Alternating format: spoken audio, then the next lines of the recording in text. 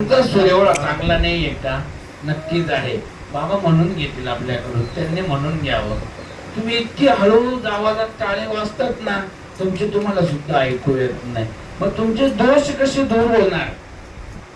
टाळे वाजल्याने 100 दोष दूर होतात, पण तुम्ही वाजलीच नाही. दोष म्हणजे आपल्या शरीरातले दोष दूर होतात, विकार दूर होतात टाळी वाजल्याने. आपण जेव्हा टाळी वाजवतो ना, ती गोष्ट मस्तकापर्यंत जात असते.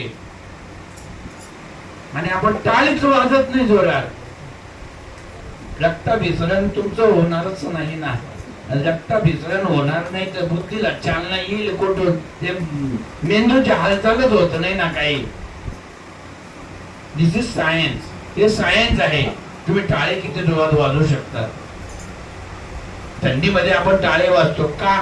आणखी आपलं रक्त गोठलं जात, म्हणून आपण हाताची घर्षण करतो, या टाळी वाजवतो, या आपण उभ देतो, म्हणजे आपण आपल्याला आग्नी घेतो का?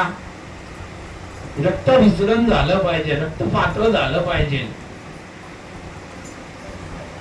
आणि रक्त पातळ झालं ना तर हृदयाचे ठोके चांगले होतात. रक्त जर घट्ट झालं ना, मग खट्ट कशी नाटकले ना, मग कुठे निघून जाईल ते. बाबा त्यांना घेऊन जातील, कैलासात घेऊन जातील, स्मशानात घेऊन जातील. म्हणून पुढच्या आठवड्याला